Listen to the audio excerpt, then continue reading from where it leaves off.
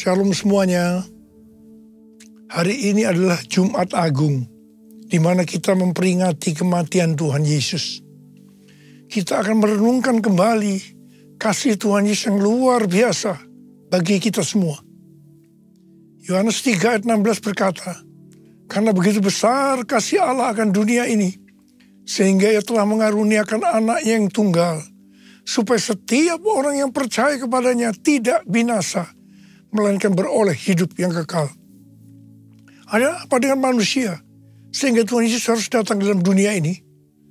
Alkitab berkata, semua orang telah berbuat dosa dan telah kehilangan kemuliaan Allah. Upah dosa adalah maut, mati, tempatnya di neraka. Neraka adalah tempat yang sangat mengerikan. Jangan sampai masuk neraka. Karena itu Tuhan Yesus datang ke dalam dunia ini untuk menyelamatkan kita semua. Bagaimana cara Tuhan Yesus menyelamatkan kita? Alkitab berkata, Tuhan Yesus yang tidak mengenal dosa, dijadikan dosa oleh karena kita semua. Supaya di dalam Dia, yaitu mereka yang percaya kepada Tuhan Yesus, dibenarkan oleh Allah. Apa arti dari ayat ini? Tadi dikatakan, semua orang telah berbuat dosa dan telah kehilangan kemuliaan Allah. Upah dosa ialah maut, mati. Jadi Tuhan Yesus harus mati menggantikan saudara dan saya. Kalau kita melihat cara mati Tuhan Yesus, saya katakan sangat-sangat tidak manusiawi. Alkitab menuliskan ada 10 tahap penderitaan Tuhan Yesus. Dari Taman Getsemani sampai Golgota. Sangat mengerikan. Tahap yang pertama, ketika berada di Taman Getsemani, Tuhan Yesus berdoa kepada Bapa dalam keadaan ketakutan. Sampai peluhnya seperti tetes-tetes darah yang jatuh ke tanah. Pada saat itu seorang malaikat turun untuk menguatkan Tuhan Yesus. Tuhan Yesus berdoa kepada Bapa, "Ya Bapakku, jikalau sekiranya mungkin, biarlah cawan ini lalu daripadaku. Tetapi jangan seperti yang ku kehendaki, melainkan seperti yang kau kehendaki." Tuhan Yesus berdoa 3 kali seperti ini kepada Bapa. Tetapi Bapa tidak menjawab. Di sini Tuhan Yesus tahu bahwa Dia harus mengalami penderitaan ini. Di sini Tuhan Yesus mengajar kepada kita bahwa di dalam doa kita boleh menawar, tetapi jangan memaksakan kehendak. Bagi yang sekarang dalam keadaan ketakutan, kita harus ingat bahwa Tuhan Yesus pernah mengalami ketakutan untuk menebus dosa kita semua. Karena itu datanglah kepada Tuhan Yesus. Dia pasti mampu dan mau menolong kita semua. Tahap yang kedua, Tuhan Yesus ditangkap. Dia dituduh dengan bermacam-macam tuduhan. Diludahi, mukanya ditinju, dipukul. Tetapi Tuhan Yesus tidak membalas. Di sini Tuhan Yesus mempraktekkan apa yang diajarkannya kepada kita. Agar kita mengasihi dan berdoa bagi orang-orang yang membenci kita. Mengutuk kita, mencaci maki kita. Jikalau kita hanya mengasihi orang-orang yang mengasihi kita, apa jasa kita? Karena orang-orang berdosa pun juga mengasihi orang-orang yang mengasihi mereka. Tahap yang ketiga, Tuhan Yesus dibelenggu dan diadili. Waktu Tuhan Yesus diadili oleh Pilatus, ternyata tidak didapati kesalahan yang membuat Tuhan Yesus harus dihukum mati. Sementara itu orang-orang Yahudi terus berteriak-teriak supaya Tuhan Yesus dihukum mati. Salibkan dia! Salibkan dia! Akhirnya Pilatus menyerahkan Tuhan Yesus untuk disalibkan. Tahap yang keempat, Tuhan Yesus dicambuk. Proses awal dari penyaliban, jubah Tuhan Yesus dibuka dan dihukum cambuk. 2 algojo bergantian menghunjamkan cambuk ke punggung Tuhan Yesus. Ujung cambuk ini terbuat dari potongan tulang dan potongan besi. Tiap kali cambuk itu dihunjamkan ke punggung Tuhan Yesus. Itu menimbulkan luka yang dalam. Tuhan Yesus berteriak-teriak kesakitan. Darah Tuhan Yesus bercucuran. Tuhan Yesus bermandikan darah. Tahap yang kelima, kepala Tuhan Yesus diberi mahkota duri. Duri ditancapkan di kepala Tuhan Yesus dengan cara dipukul. Sakitnya luar biasa. Darah bercucuran. Tahap yang keenam, Tuhan Yesus memikul salib. Dalam kesakitan, berlumuran darah, ditambah semalaman Tuhan Yesus tidak tidur. Tuhan Yesus harus memikul salibnya. Tuhan Yesus jatuh bangun karena tidak kuat. Maka Simon dari Kirene disuruh menggantikannya. Tahap yang ketujuh. Tangan dan kaki Tuhan Yesus dipaku. Sakitnya luar biasa. Darah bercucuran. Tahap yang ke-8, Tuhan Yesus digantung di atas kayu salib. Pada saat itu Tuhan Yesus menderita secara lahir maupun batin. Secara lahir dia merasakan sakit yang luar biasa di sekujur tubuhnya. Dan juga merasa sesak karena ada cairan yang menekan jantungnya. Secara batin, Tuhan Yesus menderita karena Tuhan Yesus melihat semua orang yang lalu lalang menghujat dia. Ahli-ahli Taurat, tua-tua, imam-imam menghujat dia. Bahkan salah satu penjahat di sebelahnya juga ikut menghujat. Tahap yang ke-9, Tuhan Yesus merasa ditinggalkan oleh Bapa. Sekitar jam 12 siang sampai jam 3 petang, tiba-tiba langit di sekitar Golgota menjadi gelap. Tuhan Yesus gelisah. Dan dia berteriak, Eli, Eli, lama sabachthani. Allahku, Allahku, mengapa engkau meninggalkan aku? Tuhan Yesus merasa ditinggalkan oleh Bapa. Orang yang berdosa pada hakikatnya dipisahkan dari Bapa. Jadi untuk menebus orang yang berdosa, maka Tuhan Yesus harus merasakan ditinggalkan oleh Bapa. Dipisahkan dari Bapa. Saya percaya ini adalah puncak penderitaan Tuhan Yesus. Penderitaan lainnya tidak ada artinya dibandingkan merasa ditinggalkan oleh Bapa.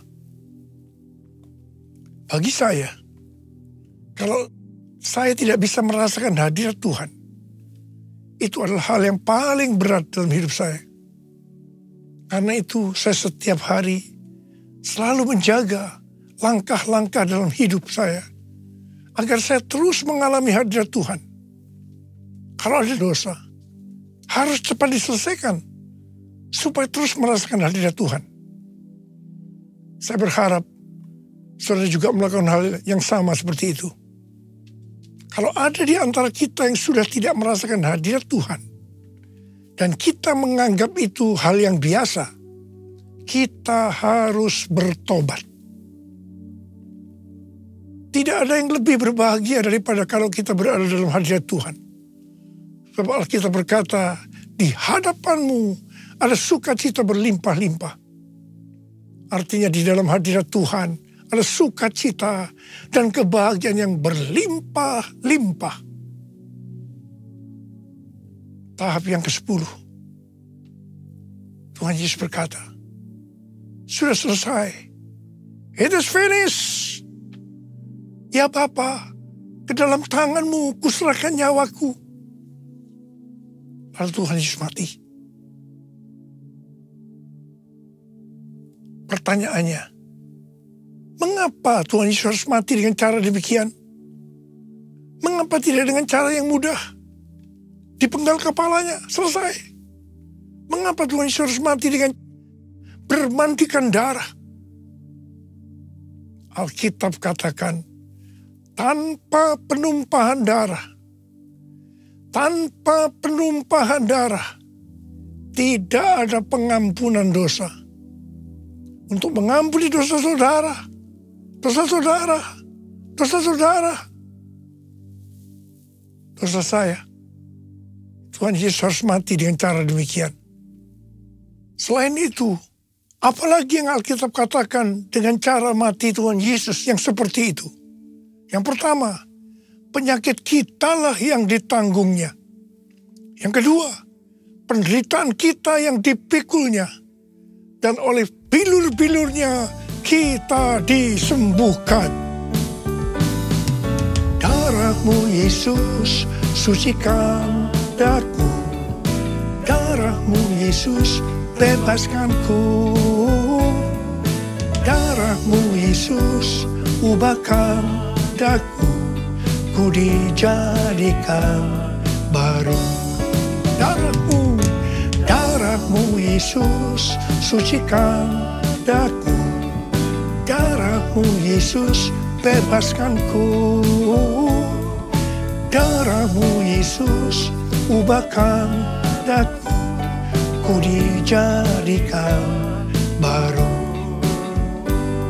Ku dijadikan baru. Tuhan Yesus mati karena dosa-dosa kita. Dia dikuburkan. Tapi pada hari yang ketiga, Dia dibangkitkan. Haleluya! Tuhan Yesus tidak selamanya mati. Tetapi pada hari yang ketiga, Tuhan Yesus dibangkitkan. Apa yang Alkitab katakan? Kalau sampai Tuhan Yesus tidak bangkit. Yang pertama, sia-sialah pemberitaan firman Tuhan. Saya di sini memberitakan firman Tuhan. Tidak ada artinya. Sia-sia. Tetapi puji Tuhan. Tuhan Yesus hidup. Tuhan Yesus bangkit. Pemberitaan firman Tuhan menjadi tidak sia-sia. Hal yang kedua. Kalau sampai Tuhan Yesus tidak bangkit. Sia-sialah kepercayaan kita. Dan kita akan tetap mati di dalam dosa-dosa kita. Demikian juga dengan orang-orang yang mati di dalam Tuhan. Mereka akan tetap binasa. Tetapi puji Tuhan, Tuhan Yesus bangkit. Kita tidak akan mati di dalam dosa-dosa kita. Tetapi kita akan bersama-sama dengan Tuhan Yesus selama-lamanya. Haleluya! Hal yang ketiga, kalau sampai Tuhan Yesus tidak bangkit, kita adalah orang-orang yang paling malang dari segala manusia. Tetapi puji Tuhan, Tuhan Yesus bangkit. Kita bukan orang-orang yang paling malang, tetapi justru orang yang paling beruntung dari segala manusia. Ada berapa banyak orang-orang yang paling beruntung dari segala manusia? Angkat tangan saudara. Sebab Dia hidup, ada hari esok. Sebab Dia hidup, ku tak gentar. Aku tahu Dia pegang hari esok. Hidup jadi berarti sebab Dia hidup. Hidup jadi berarti sebab Dia hidup. Hidup jadi berarti sebab Yesus hidup. Karena Tuhan Yesus hidup, maka ada hari esok. Karena Tuhan Yesus yang pegang hari esok saudara dan saya, Dia hidup. Dia berkata kepada kita semua, jangan kamu khawatir. Jangan kamu khawatir. Apa yang akan kamu makan?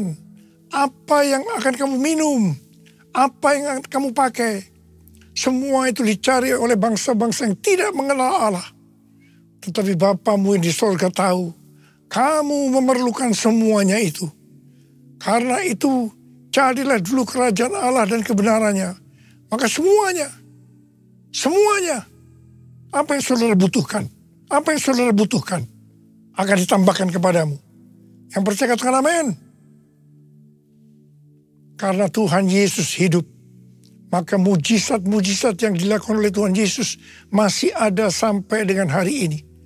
Orang buta melihat, orang lumpuh berjalan, orang tuli mendengar, orang mati dibangkitkan, orang kusta menjadi tahir, dan kepada orang-orang miskin diberitakan kabar baik. Karena Tuhan Yesus hidup, kita sedang melihat Pentakosta ketiga sedang digenapi. Di mana melalui semua peristiwa yang terjadi saat ini, penuaian jiwa yang terbesar dan yang terakhir sebelum Tuhan Yesus datang kembali terjadi. Hari-hari ini terjadi kebangkitan generasi Yeremia, yaitu generasi anak-anak muda yang dipenuhi dengan Roh Kudus, cinta mati-matian kepada Tuhan Yesus, tidak kompromi terhadap dosa, dan akan memenangkan banyak jiwa.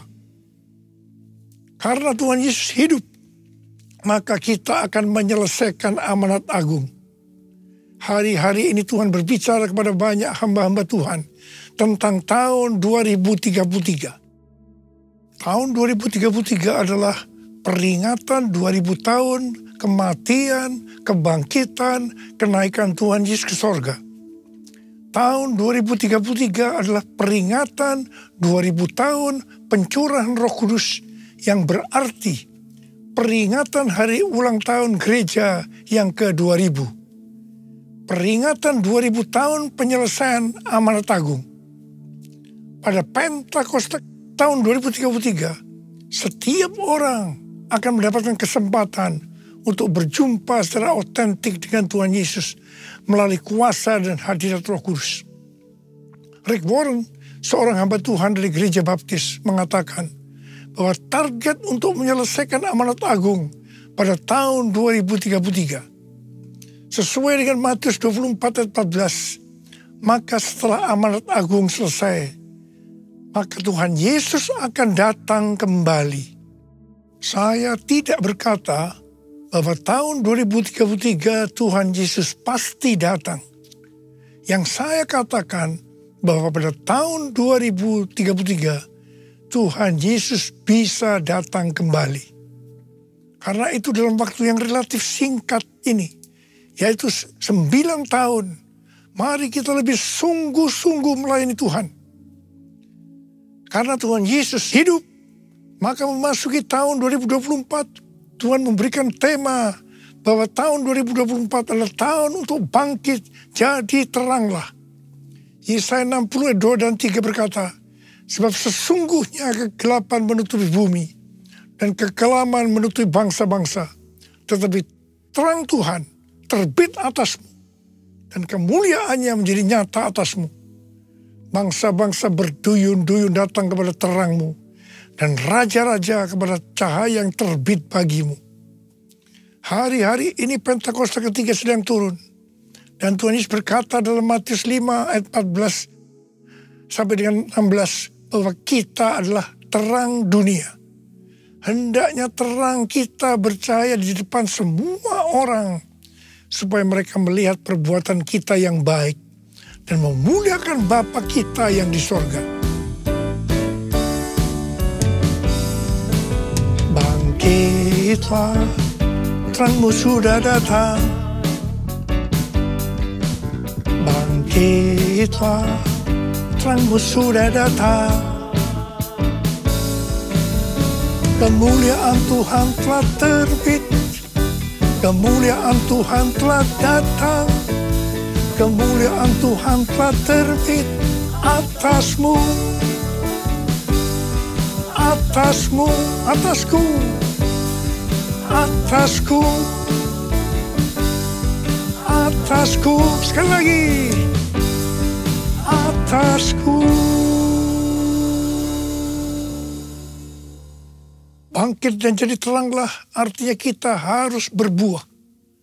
Tuhan Yesus berkata dalam Yohanes 15 ayat 1 dan 2. Akulah pokok anggur yang benar dan Bapakulah tukang kebunnya. Setiap carang padaku yang tidak berbuah dipotongnya, dan setiap carang yang berbuah dibersihkannya supaya ia lebih banyak berbuah. Kita ini adalah carang. Carang yang tidak berbuah dipotong, jatuh ke tanah, menjadi kering, kemudian dikumpulkan orang dan dicampakkan dalam api, lalu dibakar. Jadi kalau kita tidak berbuah, akan apa akibatnya? Kita akan dimasukkan dalam api neraka. Jangan sampai tidak berbuah. Waktu Tuhan Yesus memberikan perumpamaan tentang penabur benih, dikatakan ada benih yang jatuh di semak duri. semak duri ini akan semakin besar dan menghimpit tanaman itu sehingga tidak berbuah.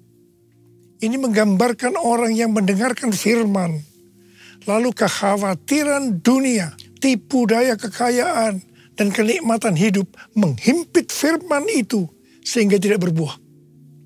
Tuhan Yesus dengan tegas memberitahu kita bahwa faktor utama yang menyebabkan orang percaya tidak berbuah adalah kekhawatiran dunia, tipu daya kekayaan, dan kenikmatan hidup. Ini adalah tipu daya si iblis. Hal yang seperti ini banyak dialami oleh orang Kristen. Karena itu Tuhan Yesus berkata, bangkitlah, jadi teranglah. Artinya kita harus berbuah. Tuhan Yesus berkata, kalau kita tinggal di dalam Dia dan firman-Nya tinggal di dalam kita, maka kita akan berbuah.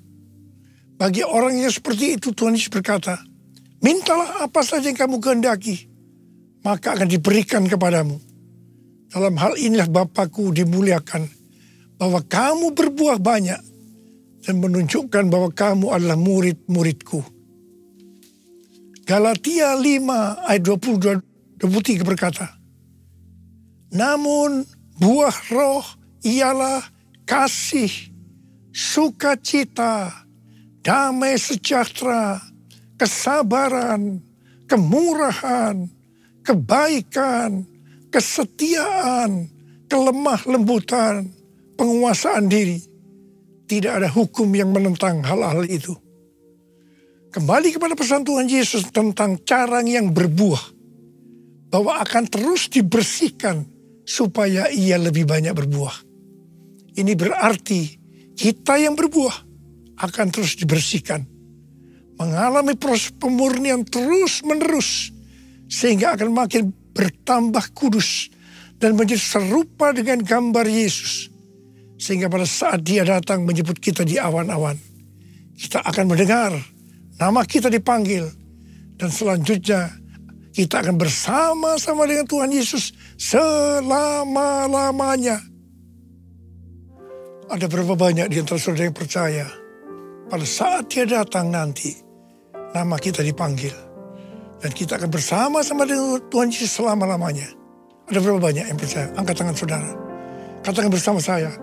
Layak dipuji disembah, Kaulah yang bertata dulu, sekarang, dan selamanya. Raja atas segala raja, namamu besar termulia. Layak dipuji disembah, Kaulah yang bertata dulu, sekarang, dan selamanya. Raja atas segala raja, namamu besar termulia. Namamu besar termulia. Namamu besar termulia. Mari berbahasa roh. Berbahasa roh.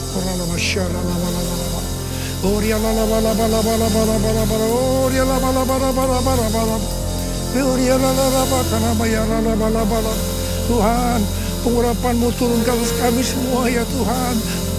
Kami mau bangkit jadi teranglah. Kami mau bangkit jadi teranglah. Ya Tuhan, ya Tuhan, ya Tuhan. Tuhan, terima kasih. Terima kasih Engkau berkati anak-anak-Mu semua ya Tuhan. Kau menyertai anak-anak-Mu semua. Terima kasih. Terima kasih, terima kasih dalam nama Yesus. Haleluya, haleluya, amin. Saudara-saudara, kita akan masuk dalam perjamuan kudus. Kita akan mengingat ayat ini. Sebab setiap kali kamu makan roti ini dan minum cawan ini, kamu memberitakan kematian Tuhan sampai Ia datang. Perjamuan kudus adalah perjamuan Tuhan Yesus sendiri. Setiap kali kita masuk dalam perjamuan kudus, Tuhan Yesus selalu berkata, biarlah ini menjadi peringatan akan aku. Karena itu mari arahkan hati kita kepada kebaikan Tuhan. Supaya kita lebih mengasihi Tuhan Yesus. Supaya kita lebih mengasihi satu dengan yang lain. Mari kita tundukkan kepala. Bapa, siapakah kami sebelum kami mengenal Engkau? Kami semua orang berdosa. Upah dosa adalah maut, mati. Tapi Engkau yang tidak berdosa telah dijadikan dosa oleh karena kami. Engkau harus turun dari surga mulia. Mati ganti kami dengan penderitaan yang luar biasa. Sungguh kalau kami pikirkan betapa baiknya Engkau ya Aba. Engkau jadikan kami sebagai anak-anak-Mu. Engkau berkati, Engkau tuntun, Engkau bela, Engkau lindungi. Engkau juga tegur kalau kami salah. Malah Engkau hajar kami. Itu Engkau ya Aba. Itu Engkau ya Aba. Tuhan akan memberkati kita semua melalui perjamuan kudus. Tapi Tuhan mau kita makan dan minum dengan cara yang benar. Karena itu sekarang masing-masing lihat keadaan dirimu.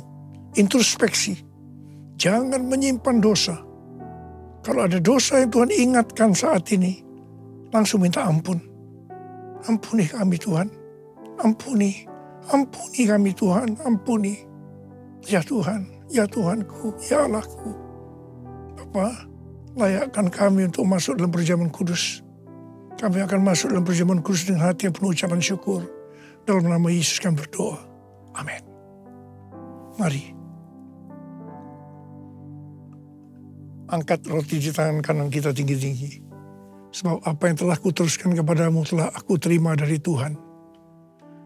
Yaitu bahwa Tuhan Yesus pada malam waktu ia diserahkan mengambil roti. Dan sesudah itu ia mengucap syukur atasnya. Dia memecah-mecahkannya dan berkata, inilah tubuhku yang diserahkan bagi kamu. Perbuatlah ini menjadi peringatan akan aku. Saudara dikasih Tuhan, bukankah roti yang kita pecah-pecahkan ini adalah persekutuan kita dengan tubuh Kristus? Mari kita makan dalam nama Yesus.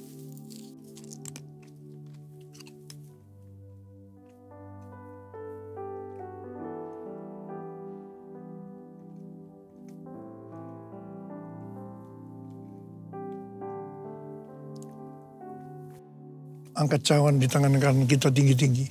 Demikian juga ia mengambil cawan sesudah makan lalu berkata, cawan ini adalah perjanjian baru yang dibenarkan oleh darahku.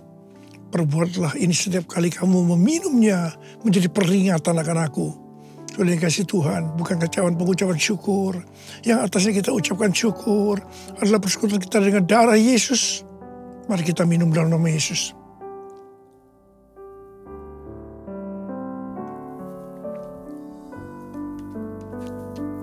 Angkat tangan kita di hadapan Tuhan. Ucapkan syukur dan terima kasih dengan suara, jangan diam.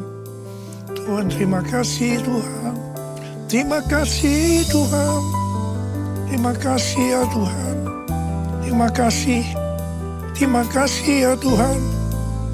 Terima kasih.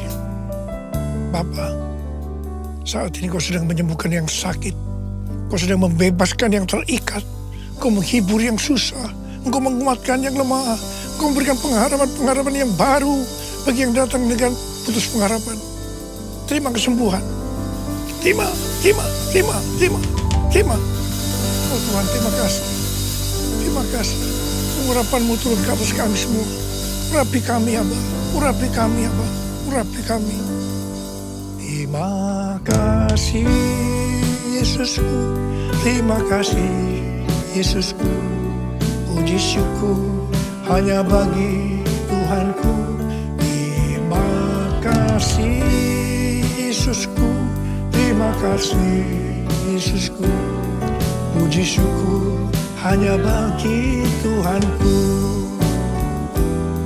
Puji syukur hanya bagi Tuhanku. Puji syukur hanya bagi Tuhanku.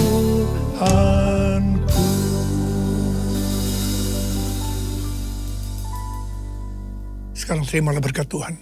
Kasih karunia berlimpah-limpah daripada Allah Bapa dalam Anak yang tunggal Yesus Kristus. Persekutuan yang manis dengan Roh Kudus menyertai kita semua. Mulai hari ini sampai Tuhan Yesus datang menjemput kita di awan-awan. Dan bahkan sampai selama-lamanya. Yang percaya bersama-sama katakan, Amin.